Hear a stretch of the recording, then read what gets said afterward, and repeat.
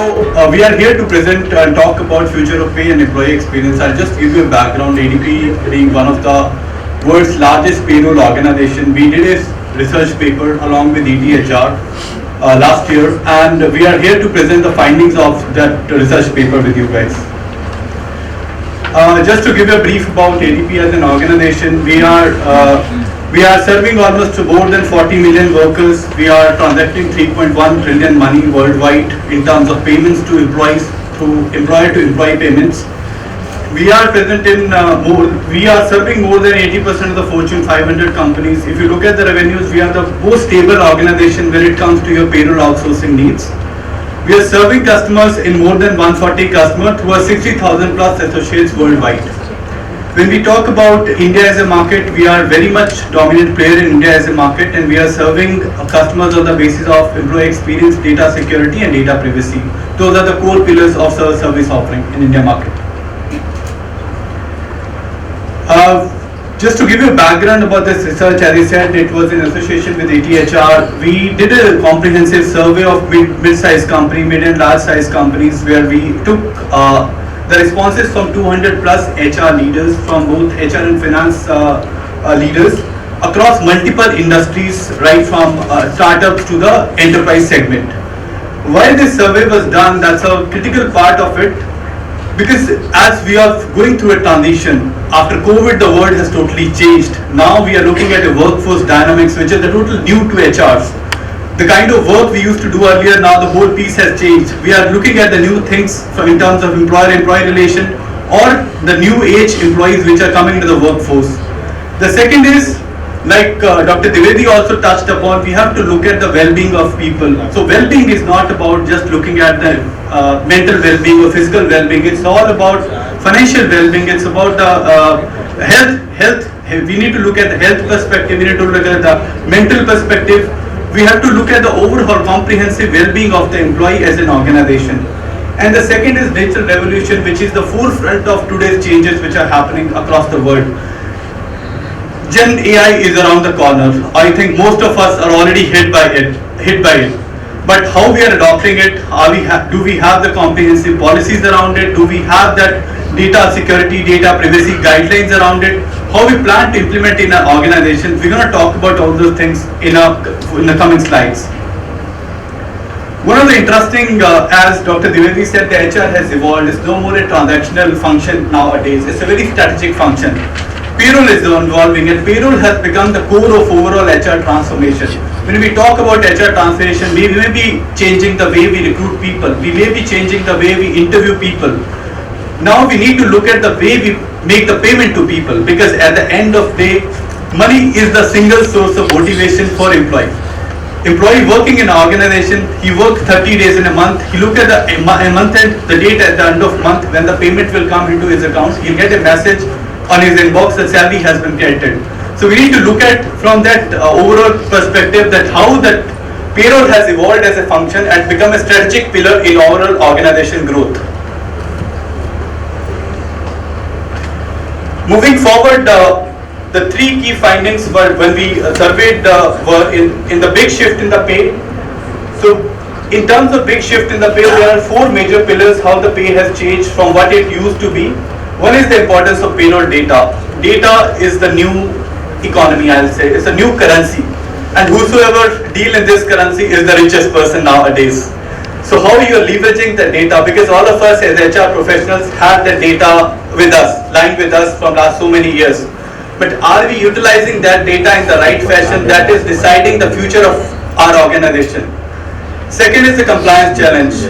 Again, I'll go back to the COVID era. When the COVID happened, all of us had no clue what's going to happen, because all of one fine day lockdown was announced. We were not sure what's going to happen, how the compliance is, how the work is going to happen afterwards. So during COVID itself, if we look back, there were around 43 new compliance changes which has happened within the few days of COVID the lockdown getting implemented, because the work scenario has changed completely. How we adopted, all of us have adopted, because we were ready to equip ourselves with those changes.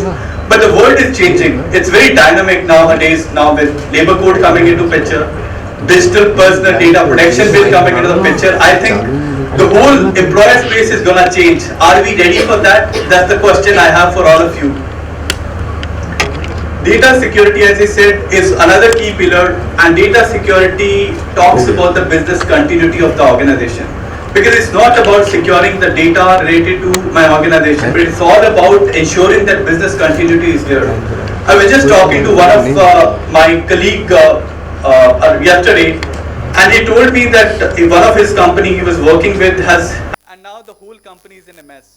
I'll not name the company just to keep ensuring the confidentiality, but data breach has become so often, and we keep on reading from the papers that data breach and data confidentiality have become major key areas for HR as a key stakeholder in the organization growth.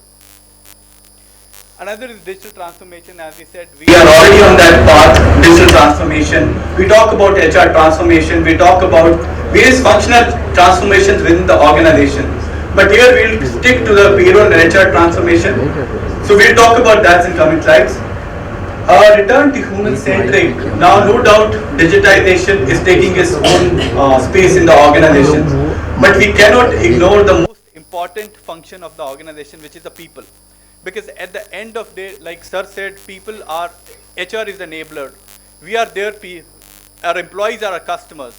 So we need to look into their interest. We need to take care of their growing demands, growing expectations, and growing aspirations in the market right now. So we need to look at whether we have people equipped with the right skill set to have that transformation take place through them or not.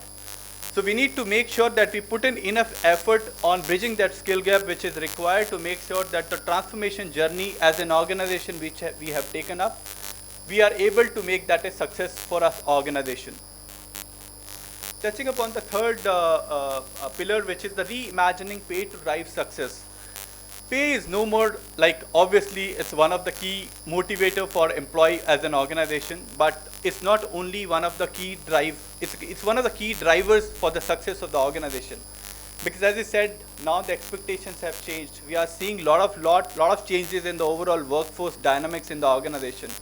How we are catering to those demands of the people? Are we ready enough to make technology as a center pillar to enable our employees in terms of payments? A lot of people have started asking, a lot of new generation people have started asking that it's not only monetary benefits. They look at a lot of non-monetary benefits before deciding whether they want to work for an organization or not. So these all things have taken place and were identified as a key areas in our research as well. Coming to the first pillar, which is the importance of pay data. So if you look at the more than 90% of the respondents clearly consider pay data as to inform their organizational strategy. It's not only about getting those insights from the data, but how we are leveraging those insights in making decisions. That's the key critical factors here. 40% of the respondents say that they're receiving more payroll and employee data questions from C-suite, which is, while 30% say they're receiving more than senior managers and above. So HR is a strategic function now in the organizations. A lot of HR people have already transitioned to leadership roles where they're leading, they've become the CEOs of the organization, they're leading the organization from a comprehensive perspective. So if you look at this survey, a lot of senior executives are already reaching out to HR to get their data points to make decisions. So that's also enabling HR perspectives to grow themselves within the organization. Creating value with the benefits, like I said, it's not about money nowadays. Money obviously is the prime motivator for people, but people are also looking within the employees are also looking at more other benefits which organization is paying to them.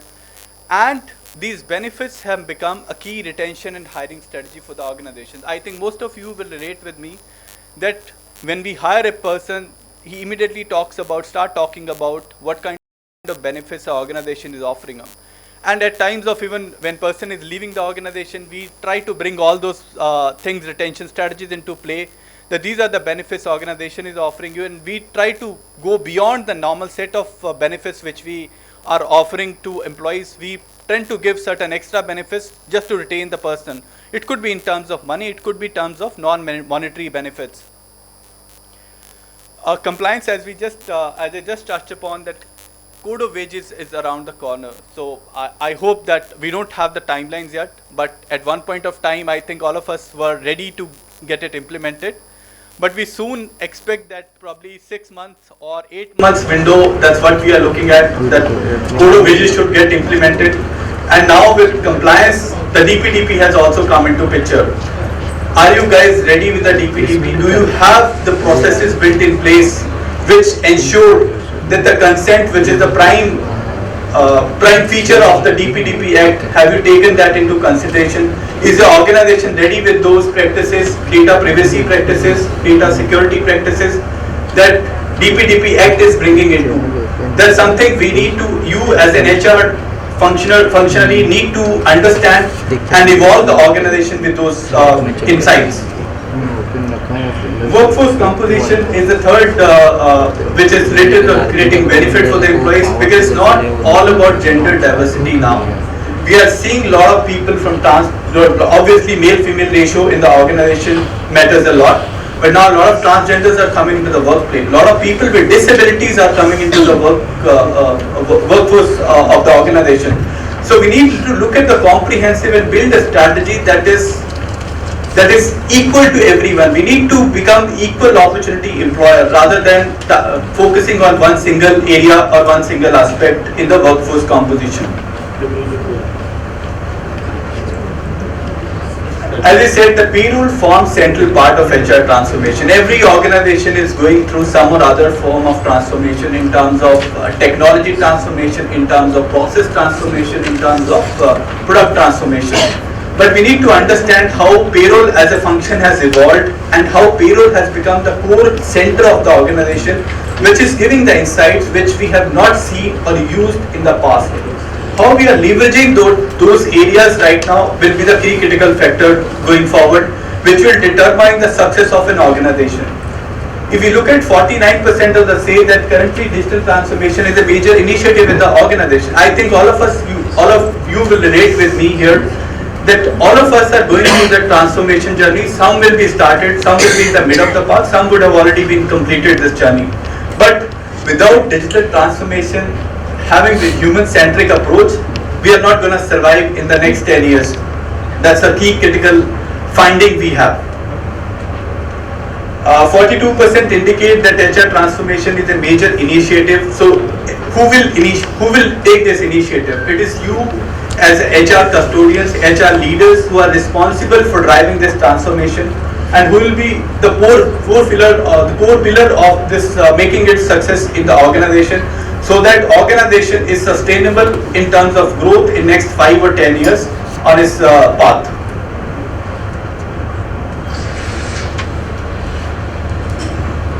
Now with transformation, as I touched upon, that transformation has to be technological transformation, but unless people are not evolved or people are not bring into the mainstream of that transformation, the transformation cannot be completed. Because if technology, if the process has been transformed, people are not transformed, it will be a failure for all of us. So both the people as well as the processes need to be evolved simultaneously. You need to bridge that skill gap which is there, because if you are bringing a new technology for that matter in the organization and people are don't know how to use that technology, it will be a sheer failure for the organization in terms of implementation. So we need to understand where that gap lies. We need to understand and make sure that we equip our workforce with the right skill set that is required to use that transformation and become the transformation champion in the overall growth of the organization. So that's something which we all of us need to look into going forward in the next 3 to 5 years. If you look at the data which we have highlighted, 44% look at automation improvement skills. That is something I talked about. Analytical reporting skills, I've been talking about the data as a key pillar for organization growth. We have the data, but do we have the people who can make sense of that data? People who can comprehend that data and make sure that it is utilized for the growth of the organization.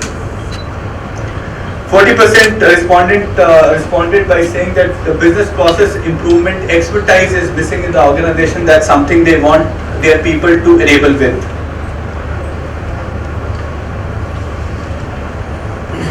reimagining pay to drive success. As I said, payroll is the core of this HR transformation, and pay being the core function, we need to see how we can make sure that through pay we can drive the success of both, not only as you as an HR professional, but organization as a whole. One of the key and most interesting finding we have come across, and it has come because of the change in the workforce dynamics. We are looking at generation alpha and beta. Probably in few years time we'll also have the generation beta coming into the play. Right now we are looking at alpha generation, which is the predominant baby boomers, and all those generations are already there. But currently the major expectation change which has happened is coming with the generation alpha. So people in this generation are looking at not only monetary, non-monetary benefits, but they want early access to pay. That's something big transformation or big change we have seen from our research through this organization. The people don't want to wait till month end to receive the salary. They want the pay to come to them as and when they need it. So people are also looking at here, organizations are looking at here, how they can make sure that the pay reaches the employee at the time when they actually need that. Flexi payment, we have been using that. There have been a lot of areas around flexi payment every organization discuss. But as an organization, are we implementing those flexi benefits within our pay structure? Because people want the flexi structure. They don't just want okay, the base salary HRA is coming there, that's it. Then some deduction will happen as per the tax and PF guidelines. But what else I'm getting as part of my salary? Do you have the benefits which I need? My generation or this alpha generation need those benefits as part of the overall salary structure. If my organization is giving those benefits, it will act as a key retention and key hiring strategy for organization and enable the success and growth of the organization.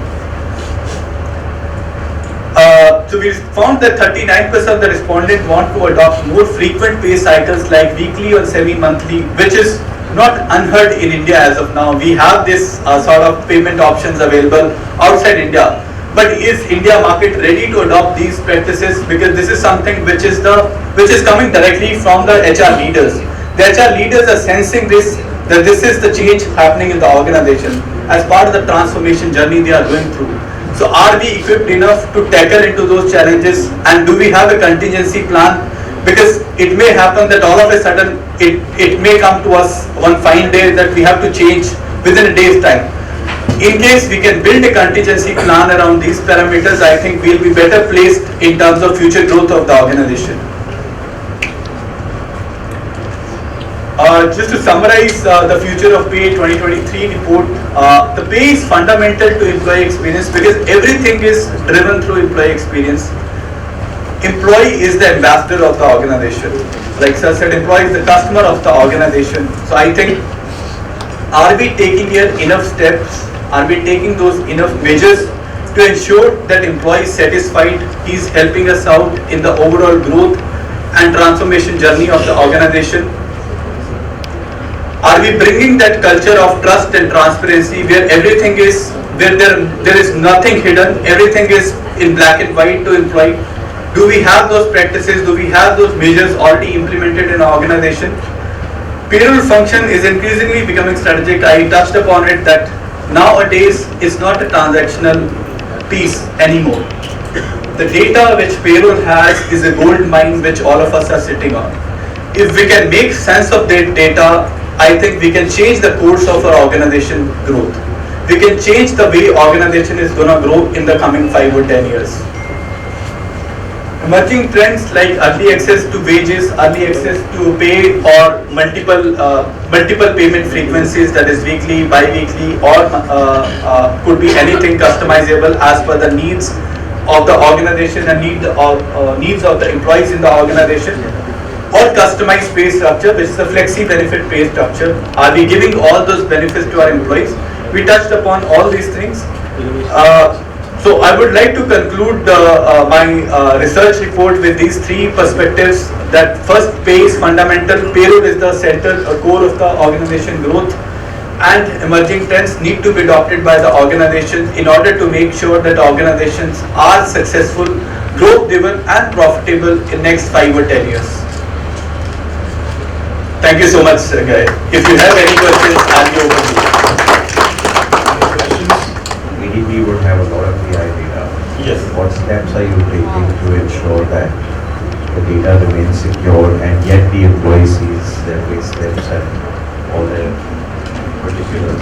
how are you, what steps are you taking?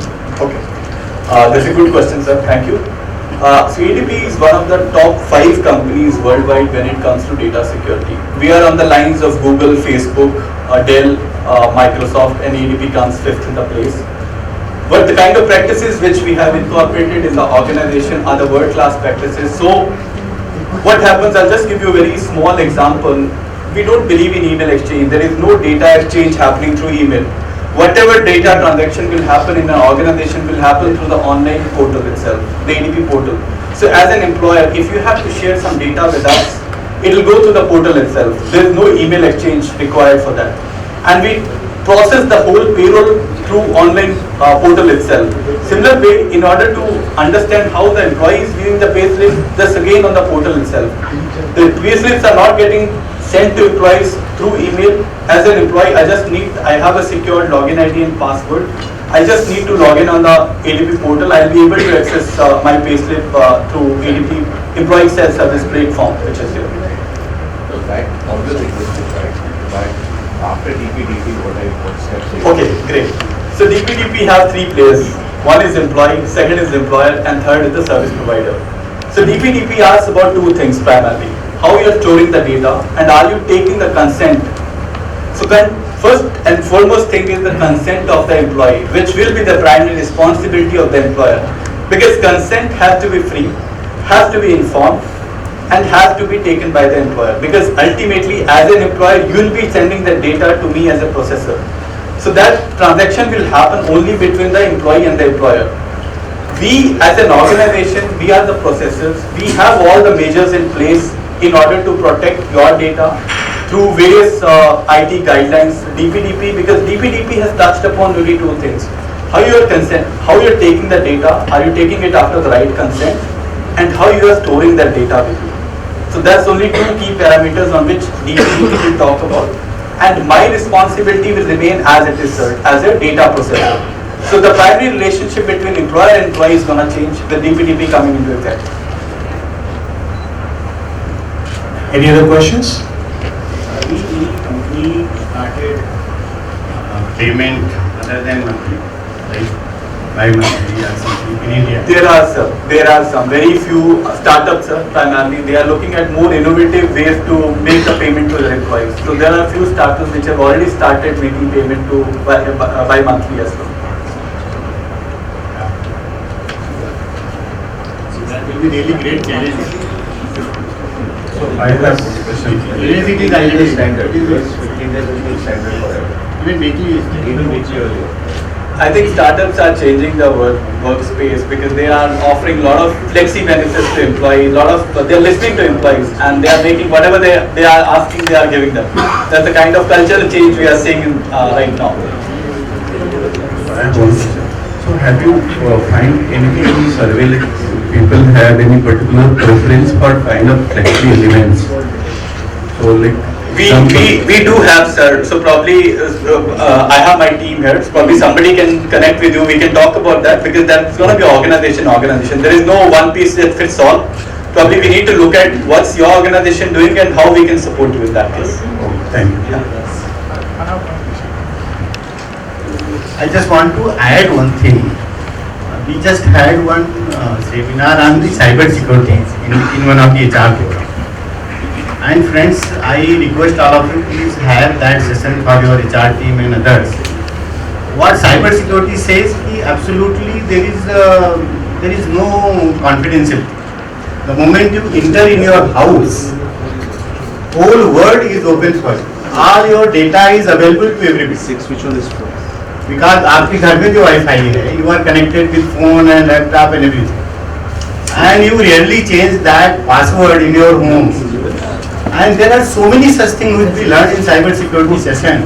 And I think for HR people it is very important because we all deal with data, employees data, organization. It is so critical and so important. And that is what is the wealth of the particularly people-centric companies. Data is the only thing and employee is the only asset. So I think it is important that we should be HR more oriented to these cyber security related complications and the dynamics, which generally we are not. So So it was a great learning, and I think all of you, if you can have a session by an expert to your HR team and other people, it will be great. Thank you so much. So the question that I have is, a lot of these points are related to giving flexibility to employees to, let's say, take their salaries early or bi-weekly or whatever it is.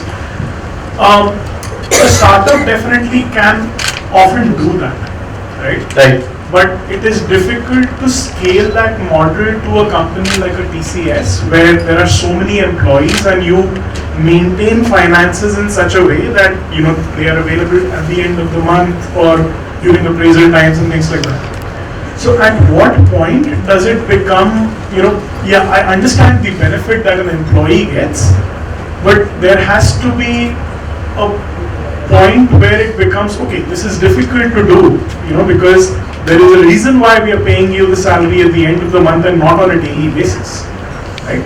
So how do you make sure, so there are two things. One is to make sure that the finance team is also, if you're definitely trying to do this bi-weekly salary thing, then you need to make sure that your finance team and your finances are, available that way. And the second thing is, how about educating the employees as well about the importance of keeping that duration? I mean, I understand their point, and we can definitely as organizations try to make funds available to employees when they need it, let's say for an emergency or whatever it is. Like many organizations do allow this, you can take advance salary in case of some emergency.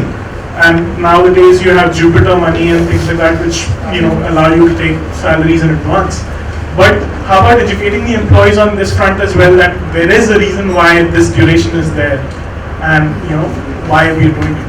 No, I think you rightly touched upon this point, because I think most of the organizations, except couple of very few names will be there in the market who are doing it directly. But most of the organizations, what they have done, they have empaneled with partners like you named about Jupiter. But there are a lot of early wage access, there are a lot of early wage partners available in the market. So what organizations are doing, they are building that partnership model wherein they are exposing their employees to these organizations. And then organization employee is free to talk to that organization and get that early wage access done through that organization, the partner organization. Very minimal organizations, except few startups, and you rightly said it depends on the size and scale of the organization. So as I said, one size does fit all. So we need to understand where we are as an organization, what dynamics we have. Based on that, we need to take a call. But for one suggestion from my side will be, it's better to have those partners in place rather than implement it directly, because then the complete responsibility will be of that partner, unless you're a small organization where you have only 100, 200 employees and you think you can manage it directly through your own channels. So, rightly asked but my point is here, like those organizations in a large scale, like globally, their statutory compliances are different from each country, even though in India, in different state. How this flexi payment of like a daily or weekly work there, I would like to know. So most of the organizations, like I said, which have done these changes in the pay structure are based out of one single location, because you rightly said there are compliance changes based depending upon the location, and multi-country organization again depends on the local laws of that particular country. Based on that only payment can be made. So India, we don't have any such law. It's just the flexibility. Some of the companies have started extending it to their employees. As a country, if we look at, traditionally we have been giving salary as a month end, only once in a month.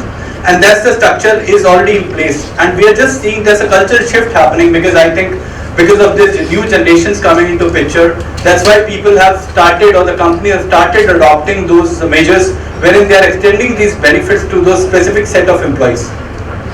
But in the early days also, I can see that lots of salespeople getting their incentive of part of the CTC, but they are getting on the weekly or the monthly basis to motivate them on day-to-day basis. Right. So that is already running around. Yeah. But something is fixed there, which is as per the statutory norms of the country or states. So that will always be there.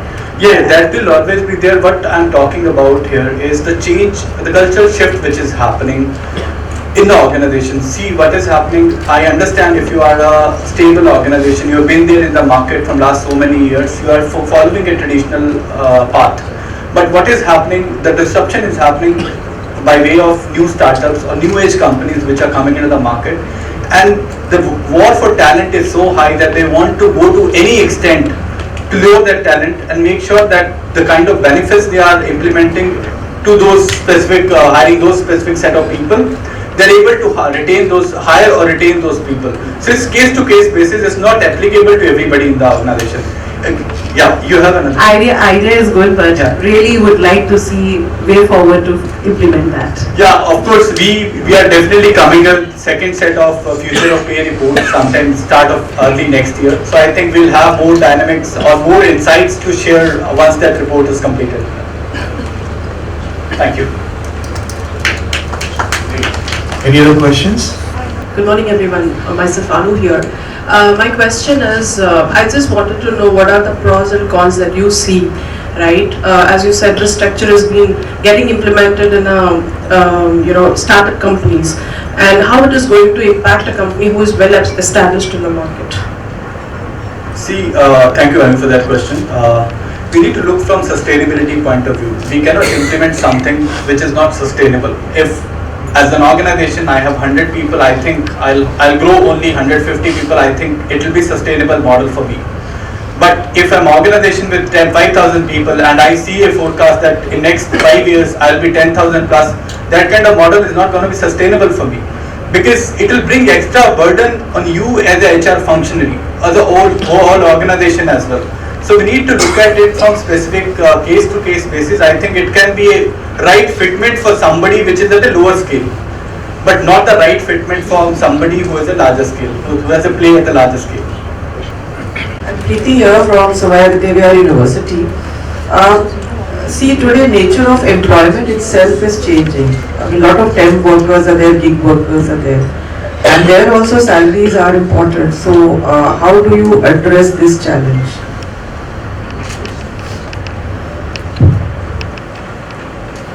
So in case of tech and gig workers, I think there are few organizations, we are working with few of the organizations which have off-roll people or the tech or gig workers for that matter. I think they have already started looking at these because they already have some sort of mechanism where they have some sort of early access to wages already available with them.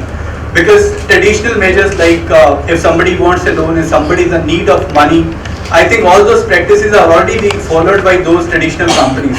And I don't see a change happening right away in the traditional, because these all are traditional industries where the major gig or let's say off-road workers are getting employed. So I don't see a change happening to them right now. The practices are already in place and they'll continue to follow those practices. I hope I was able to answer. Alright, thank you so much, Ashutosh. We would like to say thank you to you. Dr. Diveri, please do the honors for us. Thank you in the center. Thank you once again, Asif. Just one word from me. Please. We are doing this white paper, and we have already, I think the team has already distributed one questionnaire to all of you. Will be really appreciate if some people have not received the back table. We would request and appreciate if all of you can help us getting the responses. We'll be sharing the insights of this white paper probably sometime in future with all of you. Thank you so much once again. Thank you. Please, Ashutosh.